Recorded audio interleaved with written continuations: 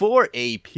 Wait, no, I mean, welcome to the NA Challenger Series #1 here, guys. We're attempting, third time the charm, to get this game underway. There is some malicious traffic out and about, so we do apologize for any delays that have been encountered. I'm Sean Forecourt Jester Delaney. With me today, Alex, Melphus X Manley, and game #1 of Complexity Black and LoLPro here, finally underway. I actually have a question for you. Yes, sir. How long was it? How difficult was it for you, being a Canadian, to learn to say out and about? Oot and a boot. I mean, we go through a lot of corrective schooling in our elementary years so that we can survive in the world. I see. Excellent. Alright, so, 4 AP jokes aside, by the way, that is arguably still one of the most fun ways to troll everyone, is pick someone to learn Q level 1, press Q on the fountain and say, hey, dude, why do you have 4 AP? I think you have the wrong runes or something. And watch people smash their heads against their keyboards. Also, you can do that to any Rammus ever and say, dude, why do you have bonus AD? What are you doing? And for all those Rammus players out there that forget what their passive does, it's kind of embarrassing, but a little bit funny. Cue the troll, because, yeah. This game, man, I mean, I'm just monitoring the chatter here. We're going to have another quick competitive pause. Again, we're just having fluctuating pings. So, I don't know, man. Like, they're talking about remaking. If we can't get decent pings between the two of them, we might just have to slouch it off. Not entirely too sure. We will leave that up to the admins to figure it out. But, I mean, Chaos TV is attempting to do their NA Challenger Series #1. We did do our first best of 3 successfully, which was very fun to do. I mean, the Snuggies and Slippers was a fun game, and you know, Arthalon Super Team NA, they still got it. So I just really want to keep going with the hype train, with the League of Legends, but servers, please. Yeah, this is, when someone DDoSes, we all lose. That's what it comes down to at the end of the day. Robert Exley is gonna flower the river with his gentle yellow ward, as lots of people spamming out their early flowers. Let's see. I'm really interested to see how the Ziggs Gragas matchup ends up going, because it's an extremely volatile matchup. One that can very easily go either way. Well, as I said, back, oh god, it feels like, what, 20 minutes ago now that we went over all this stuff. Ziggs versus Gragas, like, Ziggs has a lot of things that he can do to try to pressure that out, so I would really expect to see Ziggs owning it on early. We'll have to see if that will be a trend that he'll keep up. Bubba Dub, however, already under half in this bot lane. The Caitlyn and auto attacks from Sona plus those Qs, I mean, they're starting to add up. Lod's taking a pretty decent hit here as well, so at least they're trading him back and forth. The Ignite goes out early on top of Lot as well. He's going to be chugging out the health potions, looking to get some of that health back, but maybe that was a little too preemptive from Bubba Dub. Yeah, Bubba Dub was one landed glitter lance away from being able to force the barrier, which was his main objective in throwing out that Ignite. You need to apply lots of pressure before the Sona is able to spam a bunch of heals and get the AD carry back to healthy. So I do approve, especially of this, like, going all in level 1 before Sona hits level 2 and has the heal available to them.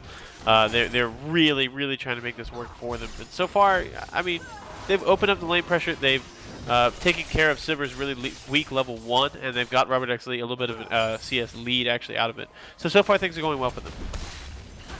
Yeah, the other lanes on top is basically the tanks, so it's going to be slow hit point chunks basically all day. Apparently, again, just a little bit of delay going back and forth, guys, so do bear with us, but hopefully we should be still good. But I'm actually looking again at Gragas and Ziggs, and Gragas actually holding his own this round, so yeah, if he can, again, keep that trend going forward, he should be in much better shape coming out to the lane than the previous matchups. Alright, Sean, I don't know what's going on with production side, but I'm having a little bit of a difficult time understanding you. I've got some lag coming out here. So far, it's just been relatively, you know, uneventful. People just farming up. Bottom lane, it looked a little bit scary for LOD at the very beginning of this, but he's been able to get himself back healed up thanks to some good health, some good healthy heals coming out from Lopali. And they've been able to kind of equalize the CS. Generally speaking, with Caitlyn, you want to have a little bit of a lead because of her kind of lane bully status down there in the bottom lane. But so far, you know, nothing's really gone too one-sided here. If I start auto-tuning Malphus, just feel free to take the reins, because fun times abound for everyone tonight. Alright. I mean, I don't really know that I want the reins. I might just lay the reins gently on the floor here next to me, but they'll be here ready for you to pick up whenever you feel up to it, my friend. Ah, so lazy. All right, looking at our Pantheon. He's going to be heading downtown. It's going to be Heaven time. It's going to find Robert X. Lee, but they're going to go for the Bubba Dub. That's going to be the flash forward. Nice pilt over. And the spears at the end of it all, the Heartseeker strike, takes home the first kill for Heaven time. I think they had an idea that was coming, but they didn't actually have any wards out, so that's a nice capitalization from Heaven time. And that's just, again, that's just the strength of Pantheon's early game. Supports have gone with this very low ward opening start where you just rely on your trinkets to keep your safety. And if Pantheon's able to get behind any of those, the targeted stun makes even flashing. You saw Bubba Dub flash away from that one. It just wasn't enough. Really, really nice follow-up there as well by the bottom lane. LOD landing the tilt over Peacemaker, and LoLPro flashing in to get the Q and the power forward down and set that kill up there for the Heartseeker strike. Really, really nicely played there.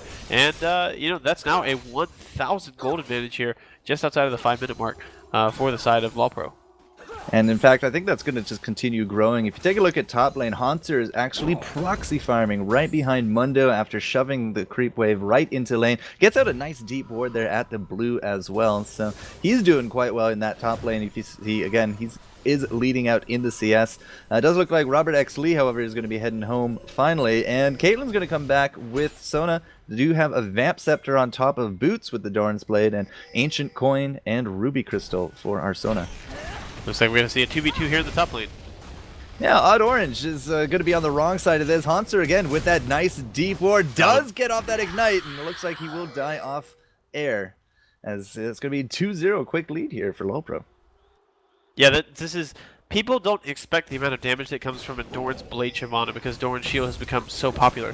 But when you're up against a Mundo and you don't necessarily need that extra health or regen because of the fact that he's mostly going to be trying to farm, you can do some really aggressive things like pick up a Doran's Blade instead and go proxy farm really early on. The level 4 Elise didn't really do anything, just turned and ran. And, you know, in that case, the Spirit Stone is not really doing a whole lot for you there. Not giving you any tankiness, not really giving you any combat stats. And because of that, you know, Haunter found a good opportunity to burn a summoner to pick up a kill.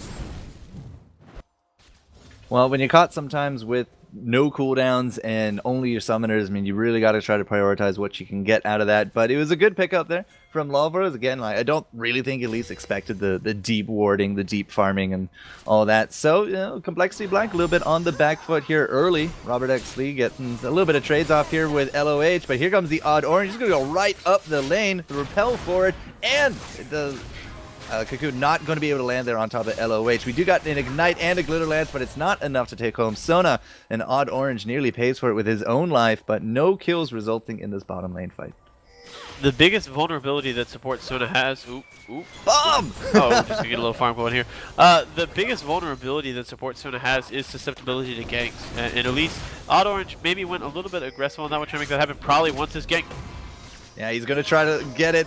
Looking for the explosive cask will keep LOH there in range. The Boomerang Blade and the auto attack is enough from Robert X. Lee. So nice pickup there for a ball. He's not quite done yet, but here comes NY Jackie. That's some long range LOD. The flash forward from Prawley is going to keep him alive for now. That was a decent attempt at a stun from NY Jackie, but it does not look like they're going to grab a kill. And NY Jackie just got himself that blue, so he doesn't actually have any incentive to go back to mid lane quite yet. They might actually push this out, or they might transition up for a dragon.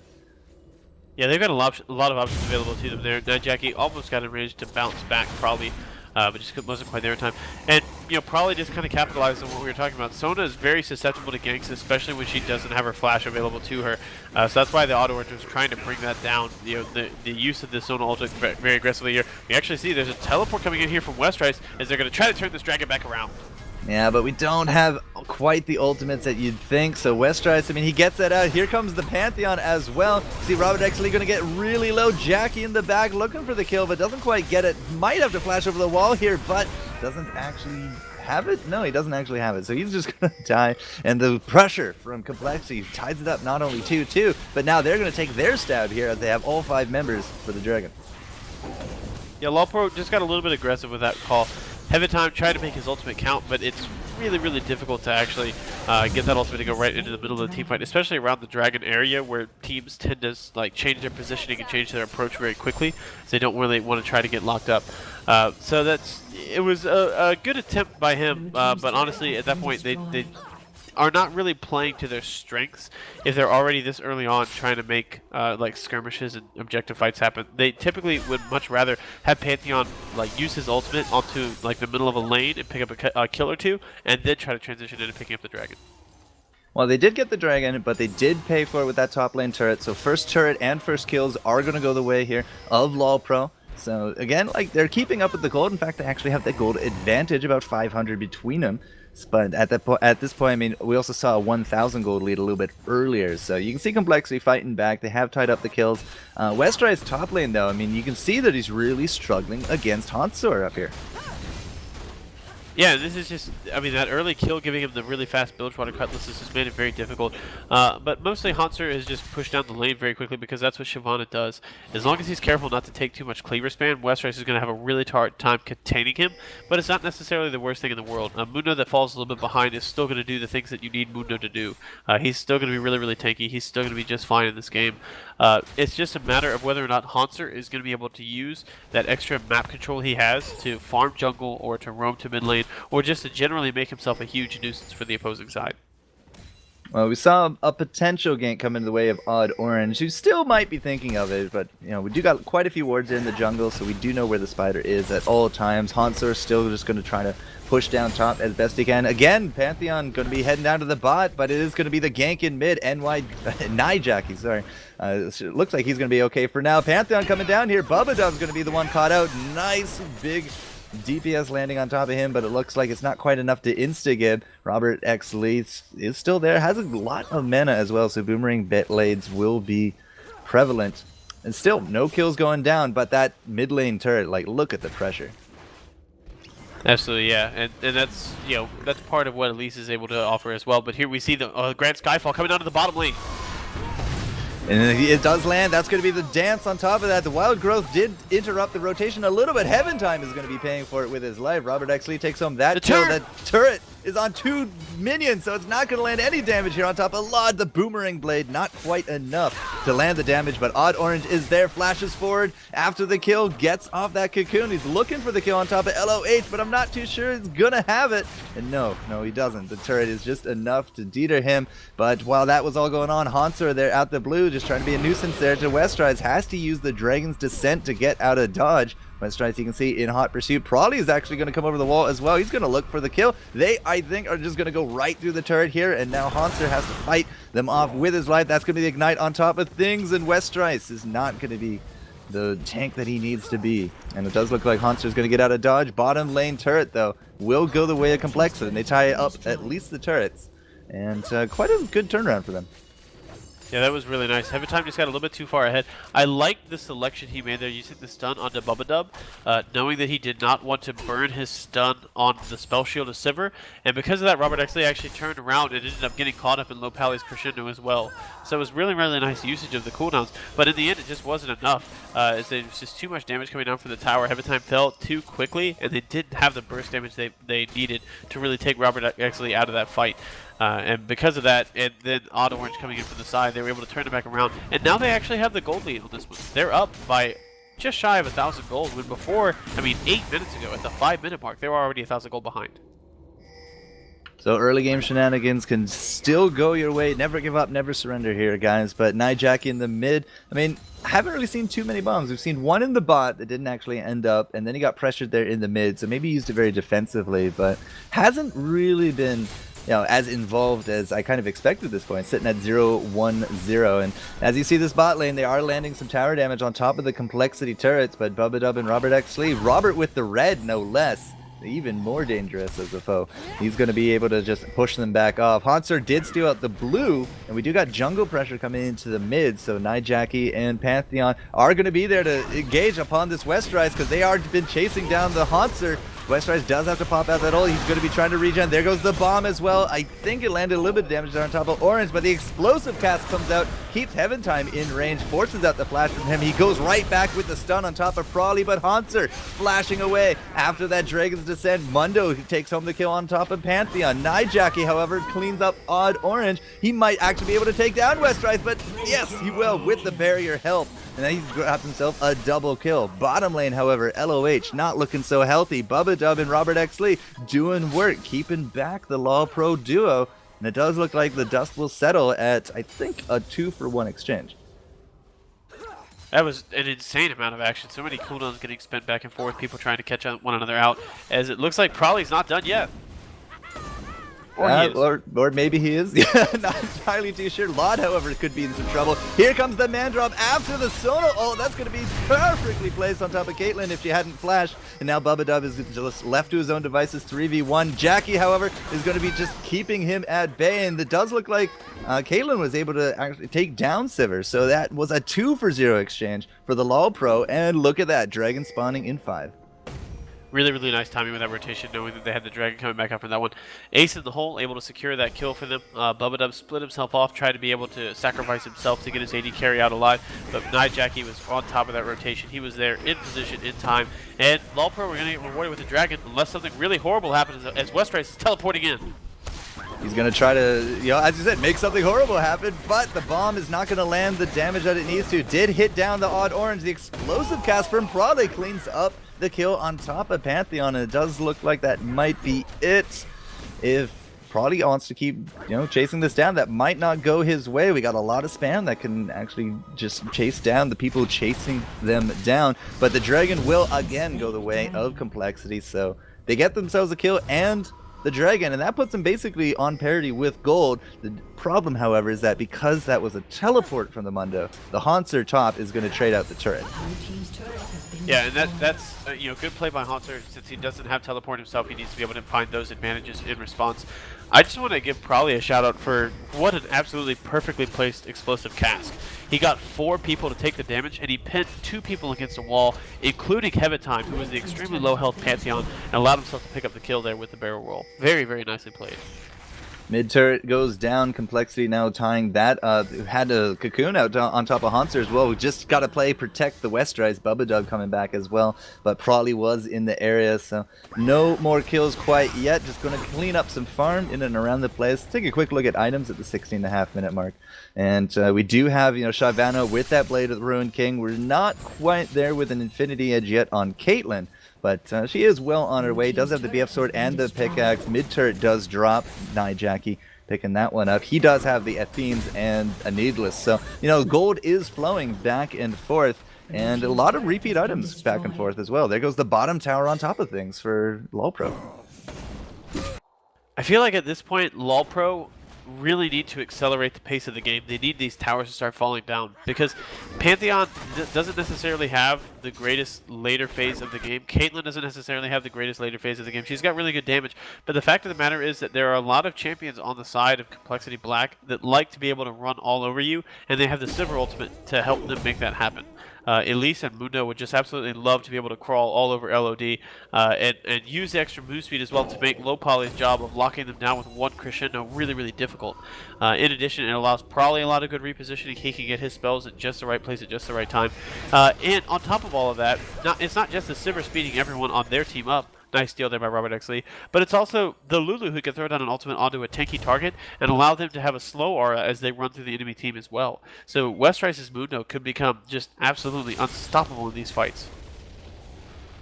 Well, we'll have to see if that does come to pass. State of the game right now, however, 4 turrets going the way of LoLPro, only to the 2 of Complexity, but they have both Dragons, I believe, under their belt. In terms of the gold, it's still about 1,000 difference. Kills have actually equaled out as well. 6 for 6. Westrice getting off. Good ward, but not entirely too sure what he's wanted to do against LoH here. That's going to be the Sona stun. Looking for more lockups here on top of Westrice. The Ace in the hole and the Mindfield coming out. Pantheon, however, did do a man drop and unfortunately did not land anywhere near his intended targets. So it does look like Mundo will live to see another day, and why not? Giant's belt, chain vest, and a Spectre's cowl. He's a pretty tanky mofo at this point. Yeah. Might even be a tanky Lomo, one might say. Lomo? Lomo. Don't worry about it. I'm not gonna bother explaining right now. So I mean, again, Heavatime just made a really hopeful Pantheon ultimate that didn't really get anything done. I'm a little confused as to the timing of when he's using all of these ultimates. Rather than trying to set initiations up, it's like he's trying to follow the pace of a fight. Oh, Low Poly, this is not gonna be fun. And speaking of that fight, kaboom! There goes that Sona. She's down. Heaven Time about to join her for the 2-0 exchange. Odd Orange is looking mighty big with that wild growth, saving his life there. But Complexity Black does take home a 2-for-0 exchange, putting them again just at the gold parity mark. And now with a 5-man push mid, this could actually turn into a siege on the mid tower for LoLPro. And LoLPro, the thing is that LoLPro have so much that they could use to keep this from being a major problem. Right, they have Ziggs, who used to be the one-man wave-clearing machine. Now his explosive minefield deals reduced damage to minions after the first pop, so it's not as like instant wave clear as it was before. But they still have Caitlyn to throw down traps to throw out Piltover Peacemakers. So it's really, really difficult for the side of Complexity Black to push through any of LoLPro's towers unless they get a really definitive teamfight win. Well, that was a pretty definitive teamfight win. We just need a few more of those. Yes. Exactly. Yes. Basically, those two high-damage dealers need to be the ones to fall down. Like, Sure. they can't just pick up kills on the Heaven Time and expect to be able to push every single time. In fact, you see, it's LoLPro who are the ones who are pushing out as Robert X. Lee is out of position.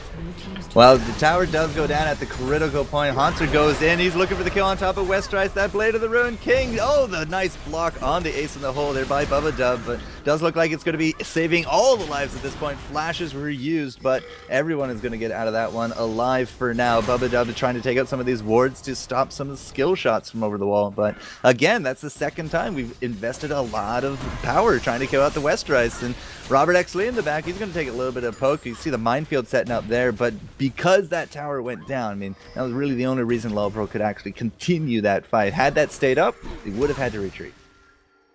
Bubba Dub some really solid support play there, both blocking out the ace in the hole that would have killed Westrice, and that lack of tanky presence would have almost assuredly meant the fall of that tower. But then being able to flash away like a reaction flash as Heaven Time flashed at him to pick up the kill, he was able to flash over the wall. So it's obviously as a support, it's not great to lose your flash, but if you're only losing your flash because the enemy jungler who needs to pick up kills and needs that flash for really good initiations and flash stunts and stuff like that, it's you know what, it's okay. It's by no means the end of the world. It's good, solid play, and it was able to stall out the push. And that's the important part, stalling out that push. No kills went down, but stalling it out does keep them, in this lane. Haunter in the top again, like he's not super tanky at this point, not like Mundo is. So his lifesteal is basically his defining trait up there. You can see again the 4-man pressure here in the mid. It does look like Complexity Black is going to be going for that dragon. Here comes the Pantheon. Odd Orange, he has to repel. No, he's not. He's just going to set up the kill. Heaven Time is just going to be absolutely chunked down, and he didn't even steal the dragon out of that. Yeah, they both have good potential to try to like spike down dragons. Both of them have really high damage Qs against low health targets, and you can combine that with the smite to try to make some big plays happen here. But it was a little hopeful from Heaven Time. The timing, if he had been a little bit later with that ultimate, then he probably would have been able to make the steal happen. But as it is, he ends up not making the steal and giving his life away. And once again, it's Complexity Black with the slight gold lead. Ever so slight. It is basically neck and neck. You see Laud here picking up that red. 22.5 minutes in. Let's take a quick look at some of these items. I mean, our top laners, Westrice, tanky as anything. Sunfire Cape and the Cal. But our Shyvana does have that Blade of the Ruined King and a Giant's Belt of her own. Looking for a Cal of her own as well. In our ADCs, a very similar build coming out back and forth. We do got Bloodthirsters and Zeals looking for, I want to say Shiv coming out from Caitlyn next. Static Shiv, yeah, with the Avarice Blade there, almost assuredly going to be coming out. And it's a good pushing build. It's a good wave clear build. Caitlyn can kind of just stand back and on her own use the Static Shiv proc plus her 650 range plus her traps and Piltover Peacemaker to actually clear out the waves on their own. So combine that with Ziggs, it's going to be very, very difficult for Complexity Black to really make a whole lot of progress pushing down the lane. Our mid laners very mirror at this point as well. Both of them do have the Rabadons as well as the Athenes. Our junglers both with their completed stones, so the Spirit of the Elder Lizard and the Spirit of the Ancient Golem, and on top of that, Haunting Guys for the pen and Brutalizer for the pen. So again, very, very mirrored builds going back and forth for a lot of these guys. Cooldown boots on both of our supports as well. You can see Sivir here in the bot, just going to be chunking down the tower there on LoLPro as Haunter in the top actually goes on top of Westrice. He's looking for a kill with that additional increased attack speed, but I don't think he'll be able to catch the fast-moving Mundo.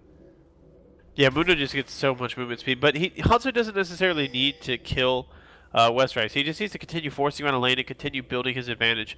I talked about how like Mundo, even if he gets behind, is going to do what Mundo does, but there's a very real chance that if Shyvana is able to hit like 150 CS above him, which is already pushing 100, so that's very possible, that Shyvana will just do what Mundo does so much better that there won't really be that much contest. Wow. Time to get out of that situation. The Ziggs bomb going out forced out the Robert X. Lee ult, and as you saw, they just made a rapid exit from this bottom lane. But still, the bottom lane pressure up against LoLPro is still very real. Repeatedly, you see Robert X. Lee and Lulu just going time and time again on top of that tower. So we'll have to see what LoLPro wants to do about this. I mean, their top lane has just been phenomenal shape. 250 creeps and now counting for Shyvana. She's been an absolute beast up there. But what to do against Robert X. Lou sitting at 2-1 and 2, and what to do against you know, the support and the power of the Lulu. I mean, you said back in picks and bans, Lulu's a beast. She can totally trade out, and so far that seems to be true. Absolutely, yeah. The thing that's scary is that Hanser is completing a Spirit Visage and picking up a Randuin's Omen away from just being able to run through this entire team on his own. Like, he's very close, comparatively, to actually hitting that state. Whereas the Mundo, the thing that Mundo has going for him, oh, Bubba Dub, oh, this is so scary. That is really scary. You see that Ignite going down on top of that. This great explosive caster is going to stop Hanser from that Dragon's Descent for a kill. But still, I mean, hey, that's the Wild Growth down. That's the explosive cast down. If you want a team fight, LoLPro, now is the time. That was, again, another really nicely timed Lulu ultimate. In the last game, last series we saw one, and this time Bubba Dub, as the Dragon's Descent is coming down, he's able to use his ultimate to pop Hanser up, keep him from getting that bonus damage, keep him from getting that CC and picking up the kill. So we got our Mundo split pushing off to the side, the 5-man pressure from LoLPro coming in, but he does have teleport. So I suspect he's going to come teleporting in. That's going to be the tower. The Sona ult on top of the Pantheon just absolutely destroys Bubba Dub. Mundo does get the tower off to the side.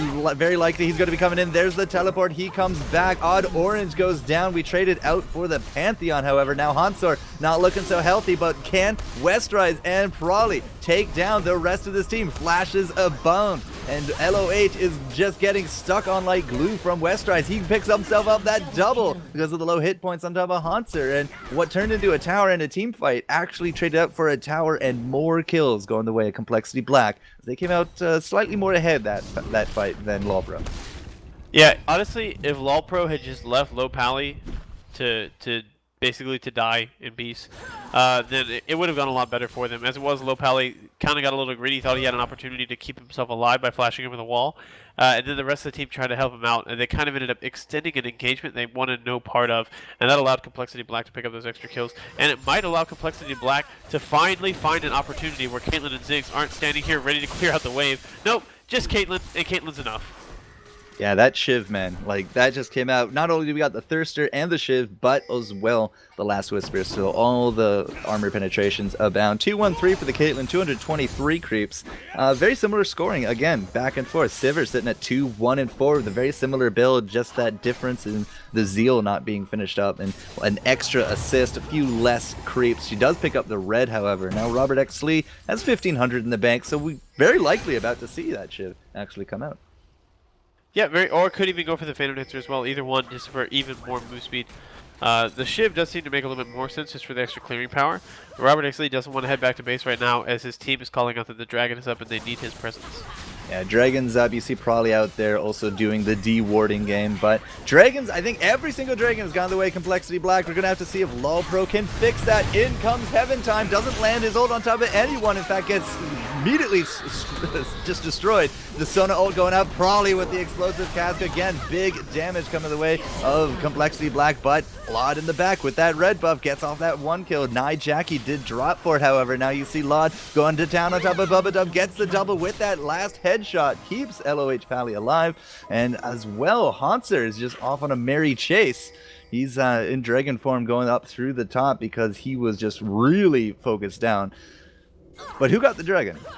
No, the dragon's up. Dragon's still alive. Yeah, Dragon. First dragon will go to LoLPro. Huzzah. Heaven Time, that time his ult came out while he like had less than half health. Like every time Heaven Time comes in with the ultimate, I'm expecting like these really huge Pantheon plays, and so far he just hasn't been that impactful. And honestly, I feel like that's been the big thing that has kept LoLPro from ever being able to kind of maintain. Like whenever they get a little bit of a lead, it kind of slips. It slips slightly away from them. And I want to say that so much of that is because of the additional presence that the Odd Orange is having that Heaven Time isn't. I really like the pressure that Westeros was able to put up here at the Dragon. It actually did stop out LoLPro from taking it. The blue, however, did go to Lod. So not only does he have the red, but he also has that blue. The rest of the team is now respawned. And oh, the steal comes in from Heaven Time, but of course he will pay for it with his life. As per usual, he's sitting at 1, 8, and 6. But, you know, he's trying to do a lot of that really ballsy play from the junglers. I mean, that you got it, right? You have the smite, you got to get in there. Finally, a steal does go off, and in terms of all the gold, again, we're 300 between the teams. Not even. We're 100 between the teams.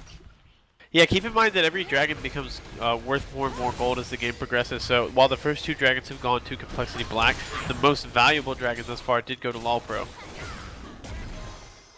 15-11, and the gold's still pretty much on par. And, you know, hey, if you get the dragon, increased gold, cannot say no. Jackie does find out Westerice, throws down the minefield, but Westerice at this point just has no cares. He's just going to land some damage there on top of Jackie, but Robert Exley does get down that top turret, so that's going to be all the tier 1s now done for LoLPro, as, again, Westerice has been able to put up a lot of pressure, like back and forth. It's just consistent pressure. I'm looking at the Auto Orange's build, and he's gone with a Sunfire Cape, which to me tells me that he feels the need to be dealing a little bit more damage for his team. Typically, like if you just go for like a Randuin's next, that's like I need to be as tanky as possible. Westerice continue the split push. They're going to try to catch him out.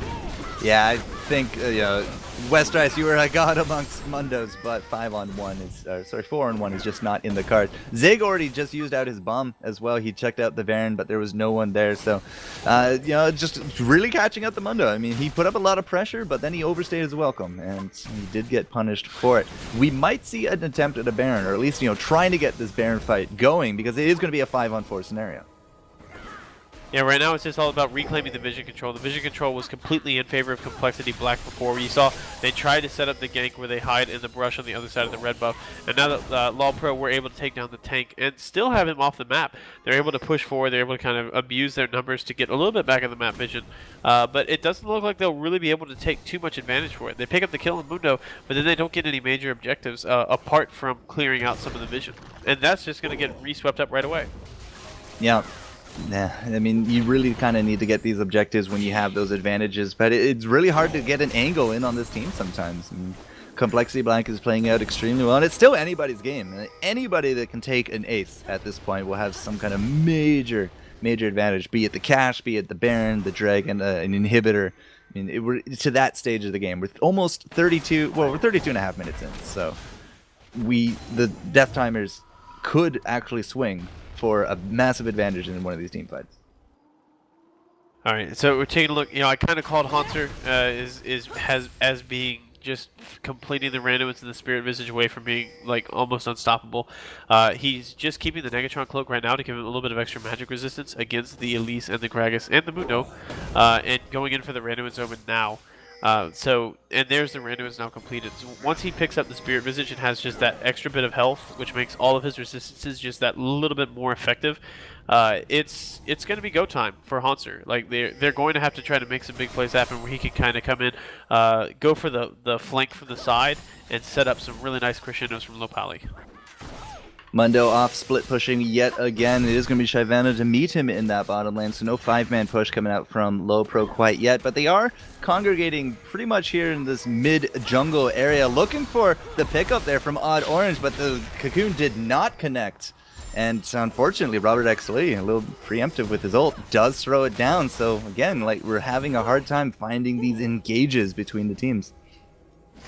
Yeah, both teams playing very carefully there. The Odd Orange thought he had the Cocoon, didn't want to wait for the Sivir ultimate to go down, which would allow him to have the boost speed he needed to close the gap and get a safer Cocoon. So it's maybe a little bit of the communication not being 100% on for these teams, and it's also just no one wants to make a mistake.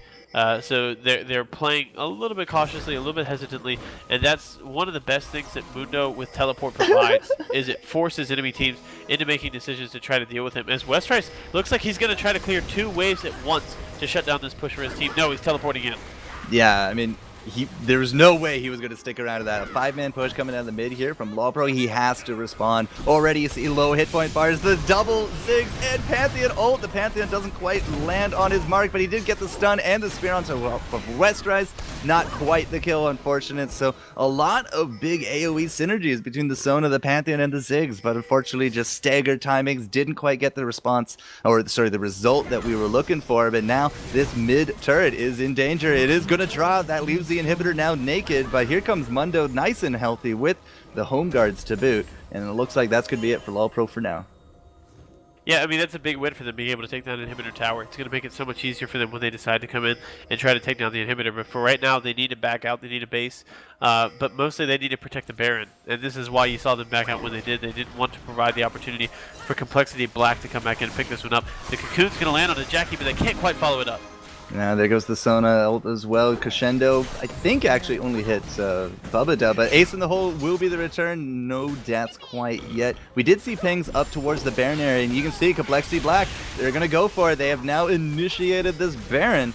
So, unfortunately, they just can't finish it. So, yeah, so much for that. Westrice, however, he's going to lead the charge. He's going to get out that ult, land right into a trap. That was the Cocoon on top of Pantheon. The explosive cast only furthering him away out of things. That means the only target left in range is Hanser, who's really tanky. Robert X. Lee with the barrier is going to survive until Nightjacky takes him down with that last bomb and the auto attack. And now it is going to be Complexity sounding the retreat. Westrice getting chunked down real hard. Another kill going the way of Nightjacky. Here comes the man drop as well. Pantheon lands the stun combo on top of Bubba Dub into a Dragon's Descent, and Hanser picks up the 3rd kill. That's going to be 3-for-0 exchange. Complexity Black now going to be running for their lives as Prawley is on the wrong side of the map to do any kind of defense, but he will at least live for now. That leaves Odd Orange in the base, but that's very, definitely an inhibitor. Yeah, we see Crowley's kind of making a decision on whether he wants to go back to base if he thinks that the opposing side is going to try to end or take down the Nexus Tower, or if he wants to stay in position to be here to try to poke them down if they go for the Baron. That's why he used the sweeping lens to make sure that there was a little bit less vision around in that area, and he had more of a chance to do so safely. And now he's just finding himself hanging out up here right now. If he is able to find some vision, he might just throw in the ultimate just like that, just to try to force him away from this one. Hanser's so very low. So very low indeed. I mean, he does have a lot of cooldown reduction, so that cask did come up just in time. Heaven Time, really low hit points. That's going to be it for Odd Orange. He takes home the kill, but he trades it out for his own. And Laud goes unstoppable, sitting at 5-1-6. The Sona ult goes out. Brawley, he's standing there, dancing in place. Red team takes home the Baron, but Laud is not going to get to enjoy it as he does drop Robert X. Lee with the kill. Prawley with the kill as well. So Baron successful. Hanser the only one alive. He takes home Prawley as a trophy, but still he's the only one that gets to enjoy the Baron. And now we're going to have a little bit of freeform push power through the mid here for Complexity. Exactly, and this is what Mundo is built for. It's just standing around here taking up towers all day long. As his health falls lower, he deals more and more damage, so he and Robert X. Lee are going to try to take this down. Bear in mind that inhibitor towers do regen health right now, so if they aren't able to kill this, then all the damage he just took will be kind of wasted. Indeed, it does back out, and oh, this is interesting. This is a really nice adaptation here from Hanser. He did not go for the Spirit Visage as a second item. He looked at this team and said, you know what? I'm tired of getting hit by Gragas Barrels. I'm going for a Banshee's Veil. Well, barrels and cleavers. I mean, there's a lot of spam that you can actually block with that Banshees and not exactly get the desired effect. But at the same time, you also got oranges. I mean, well, the odd orange throws out spiders. Kind of what I was trying to say. I was going to get really offended because there are no pirates in this game. I know, right? But that's okay. Red team gets Dragon. That's their second one. I believe it's 2-2 for the Dragon count. Yeah, and again, those two dragons are both more valuable, so realistically, they're ahead in Dragon.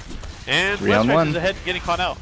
Yeah, 3-on-1. Nice stuns come out. We saw the Randuins as well. Lots of damage. There goes the bomb, and Nightjacky takes it home. 6-3-6, and a big tank down for the next team fight. Now, of course, we do have, again, only Hanser with the Baron, but still, he's going to be the one in the front lines, doing all the damage, trying to soak up as much as he can as well. The regen and the extra, offensive stats for him is just going to be really, really good. And we're going to have to see if we can actually push down this second inhibitor using this advantage.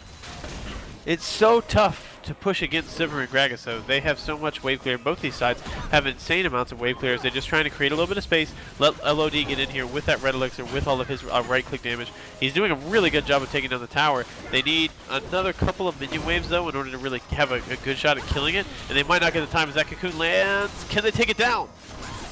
They're trying their best, but Lod, I mean, he's going to be close. One more shot, and there we go. He does grab it. Robert actually did take a lot of pokes. He had to back off out of that one. When you don't have Sivir there and only Gragas, I mean, you don't have, like, the bouncing blades. You don't have the ricochets as well. Here comes Westrice fresh from the respawn, but still, damage is done.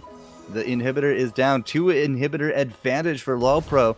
And, you know, sitting at the 40-minute mark, we have only 1 kill between the two teams, but it's 6,000 gold advantage going for LoLPro.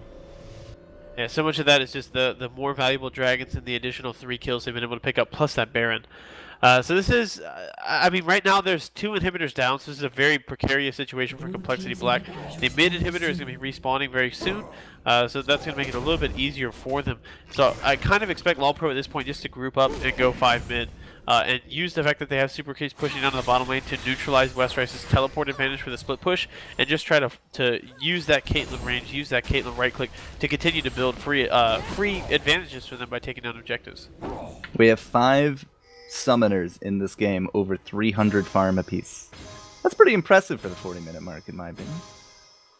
Yeah, everyone's finding their time with the minions, everyone's getting their gold, and I mean, you look at where that gold is situated as well. Both AD carries are in relatively similar positions in their build. It's all comes down to positioning right now. Is realistically what it's all about. Whoever's able to create space for their AD carry to continue right-clicking is probably going to be the ones who come out ahead in the fight.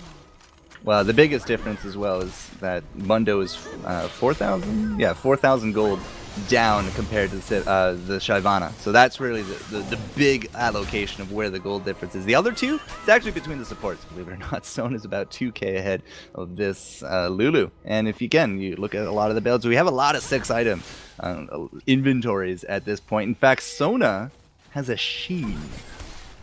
Yeah. Yeah, that's a thing. Going That with is that a thing. Lich Bane Sona. All right, oh, his Westrice. initiation. Oh my goodness, watch how fast he goes right through lanes, but he's getting chunked down so hard. Explosive cask in the back. Heaven Time actually flashing out to safety as Haunter went in, so the 2 tanks do trade out, but nobody's down quite yet. Bubba does get targeted out. Frawley, however, takes down Heaven Time before the combo completes, and now it does look like Westrice, he's regen quite a bit. He's able to just keep people at bay. Haunter really low hit points, the same with Low Pally, but oh my goodness, that tower, or that inhibitor does not have a chance at all, and it does drop. The end of all things, 1 kill, and they trade that out for the inhibitor. Baron up in 2 minutes. It's just it's all about keeping your eye on the prize and knowing exactly what the objective is. The Super Creeps in the bottom lane able to push in, take down a Nexus tower, and because LoLPro in that fight in a better position to collapse down mid lane, they're able to take down that inhibitor. So again, they find themselves with 2 inhibitors down. There's 1 fewer Nexus towers to defend the Nexus and keep the Super Creeps from pushing it down on their own. LoLPro are in a really good spot right now. They can wait the minute and a half for Baron to come back up, or they can just group up in the top lane and make that push start and force members of Complexity Black to come up to that top lane and defend the tower while Super Creeps take all of the map away from them.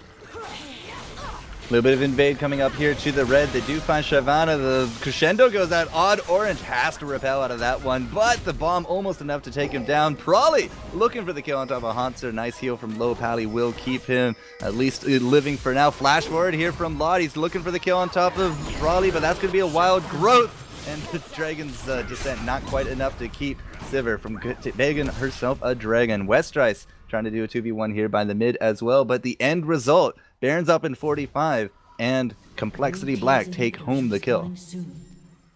I mean, these fights, I like the really aggressive play from Complexity Black, because if they allowed LoLPro to just kind of take their own time for them to dictate the pacing of the game, they would have just set up and sieged and used the double inhibitor advantage to force a really, really bad engagement for Complexity Black.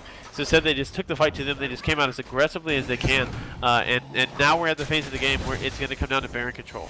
Again, mid inhibitor is down, so that lane's always going to be pushed over with the super creeps, but the bottom lane, I believe the last super creeps are headed down right now. No, the last super creeps are already dead, so no more super creeps coming down in the bottom lane here in favor of the side of LoLPro. So if Complexity Black wants to defend this Baron, they need to do it very, very quickly here. They need to, again, force the engagement quickly before they lose their map control, just due to the fact that there are super minions pushing. Look at this ambush. They're going to find it on top of Westrice, but again, very tanky guy. It's really hard to take him down, and he's just eating all this damage, setting up his team because the Heaven Time really out of position, looking for the explosive cast, doesn't even need it. It's going to be the Wild Growth. Robert X. Lee takes on the kill. It's going to be Sona in the back with the crescendo, but Caitlyn now down. Pantheon now down. This is very likely going ugly for LoLPro. LOH Valley down. Triple kill for Robert X. Lee, and that is almost definitely the game. As a 3-for-0 exchange with Complexity Black, it means that it's going to be all the tower pressure now. Like, this tower down, looking for the inhibitor, possibly even the Baron. That was just a really poor decision from LoLPro to allow themselves to be initiated on without Hanser. Hanser wasn't there, and he is all of their tankiness right now. Like, Pantheon is starting to get up there, but he's 111 and 9 at this point, 111 CS at the 45-minute mark. Like, he does not have anywhere near enough tankiness to really be in the front line. So if they do not have Hanser to keep this lineup, especially this like Sivir Ultimate Rampage lineup, from running through their front line, then they're not going to have any fun at all. Oh, Westrice going for the kill with that flash forward. Hanser going to drop really low. We had the Ziggs bomb go out as well, but now Ziggs up against Westrice. Westrice looks like he's going to try to take on the kill. He does successfully grab it, but Hanser did escape their clutches yet again. Back at home, their base is getting ravaged just a little bit by those super creeps, but Inhibitor has now respawned. And it does not look like we're going to have the pressure here from Complexity to actually end out the game quite yet. Hanser is just too much of an obstacle. Plus, he's still alive. Indeed he is. This game is just continuing to drag on, continuing to trudge on towards the extremely late game. AD carries are getting closer and closer to just like full 6-item builds, like selling boots and picking up Zephyrs and stuff like that. But as it is, LoLPro, they're going to try to go for the comeback Baron here. And they are going to get caught doing it. They are going to get caught. That Baron is dropping real low. Here goes Elise. Oh, blue team grabs it. Barret Nasher is going to go down. Same with the Hanser. No, he's finally... Now he's dead. Never mind. So yeah, Hanser down, Baron acquired. And now the biggest thorn in the side. 2 more deaths on top of the Heaven Time is still out of the count. Nijackies are just about to respawn. Can a 3-man non-Baron team hold up against Complexity with this infusion of stats? Yeah, this is going to be so rough. The inhibitor will almost assuredly fall, and it's going to be tough. Nijacki is going to be here in time, but he mostly his wave clear is good at helping towers stay alive, because towers kind of defend themselves. Inhibitors don't do that. So he's not really able to just kind of like one man keep a push going on here. Westrice going to pop the ult. They want to try to end this right now. Yeah, Westrice just going to try to play interference there in the back lane. Odd Orange taking some tower hits, but the tower is now down. That's going to be the cocoon on top of LOH Pally, but in the back, Caitlyn, she just has to get out of that situation. She's really low hit points. Here comes Elise looking for the kill, but dies instead. Both Nexus turrets are down, and now they are whacking away at the Nexus, and it does look like Sivir in the back. The chunk damage from Robert X. Lee does take home the win. And that was only game number 1.